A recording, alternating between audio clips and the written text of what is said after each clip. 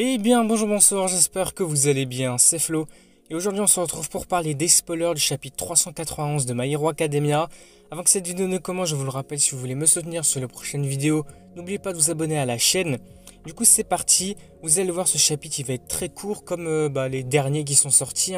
Ce chapitre, il va faire 9 pages. Je vois que ça fait pas mal de chapitres, que Horikoshi ne fait pas de longs chapitres. Il n'a pas plus de 10 pages. Est-ce qu'il a toujours sa blessure à l'épaule ou quelque chose comme ça? Je sais plus ce qu'il avait. Mais même la semaine prochaine, il n'y a pas de pause, c'est-à-dire qu'il y aura encore un chapitre. Et en fait, il faudrait que Horikoshi prenne une pause, je sais pas. Parce que là, faire des chapitres de moins de 10 pages, je trouve que ça avance pas trop l'intrigue. Il pourrait se passer plus de choses, je sais pas, il pourrait se reposer comme le fait Eiichiro Oda. Là, un mois de pause, ça va être impressionnant, il va revenir avec des dingueries. Bon, du coup, on verra ce qui se passera avec la suite. Bon, du coup, ce chapitre, il va s'intituler Rejeté par le monde. Donc, on sait qu'il va se focaliser sur Toga et Ochako, comme on l'avait vu au chapitre précédent. Donc le chapitre commence avec une armée de Twice qui combat les héros. Nous avons Pixie Bob qui crée une vague de terre géante et parvient à les disperser. Mais on voit que d'autres Twice vont apparaître derrière elle et commencent à l'attaquer.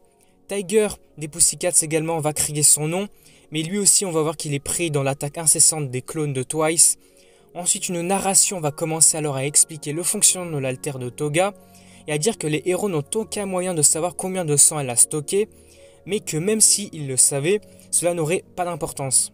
Par la suite, une fois que le Sandman's Death Parades a commencé, les Twice sont devenus trop nombreux pour les héros. On voit que le nom est différent, c'est plus le Sandman's Parade, c'est le Sandman's Death Parades, parce que c'est un petit peu l'ascension, le retour d'un personnage qui est déjà mort. Donc c'est assez marrant de voir ce changement de technique. Du coup, nous voyons ensuite des personnages comme Kemi, Shishido et de nombreux autres héros qui sont en train de se faire attaquer par les Twice. Nous voyons également un Shoto, inconscient sur le sol, tandis que Natsuo, Fuyumi et Ida écoutent le bruit des clones qui se battent au loin. Il en va de même pour Hawks, qui se relève en tenant son épée. Hawks, il est toujours là, mais c'est impressionnant, c'est un goat le mec.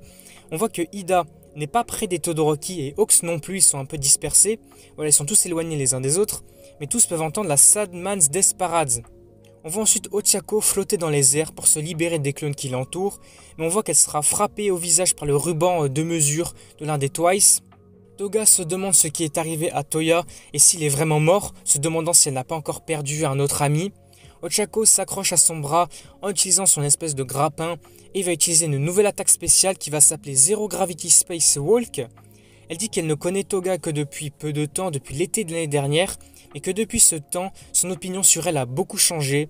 Toga va répéter qu'il est trop tard pour tout cela, et Ochako s'excuse d'avoir mis autant de temps, mais elle l'a enfin trouvé au milieu du chaos. Elle a vu les larmes de Toga et pense avoir compris pourquoi elle ne peut pas utiliser pleinement l'alter de Twice. Et c'est peut-être parce que les intentions meurtrières de Toga se mêlent à son espèce d'amour, on va dire, pour les autres, diluant alors ses sentiments en elle. Tsuyu pense qu'elle n'aime peut-être pas assez Shigaraki et les autres. Ochako pense que ce n'est pas tout à fait ça. C'est la conclusion à laquelle elle est arrivée après avoir entendu les Twice répéter « Les héros doivent mourir » et après avoir vu les larmes de Toga. Toga va alors s'écrier « Tais-toi Ochako Uraraka, que sais-tu de moi? Rien !» Et nous voyons son visage qui redevient le sien au lieu de celui de Twice. En tout cas, ce qu'on voit, c'est que Toga, on va dire, réapparaît face à Ochako. Et c'est ainsi que le chapitre va se terminer. Et voilà, on apprend qu'il n'y a pas de pause la semaine prochaine. Donc comme on l'a vu au début du chapitre, ce chapitre n'est pas très long. Il y a seulement 9 pages. Je pense que ça serait bien pour Horikoshi de faire une pause, je sais pas, peut-être de 2 semaines, 3 semaines, un mois. Je pense que ce serait peut-être l'idéal comme Eiichiro Oda. Mais j'avoue que là, pas de pause la semaine prochaine. Est-ce que le chapitre prochain, le 392, sera pareil, 10 pages maximum? Je sais pas, mais en tout cas, faudrait que, je sais pas, il se remotive. Je sais pas, faudrait une pause, ça serait vraiment bien. Du coup, voilà, le chapitre s'arrête ici.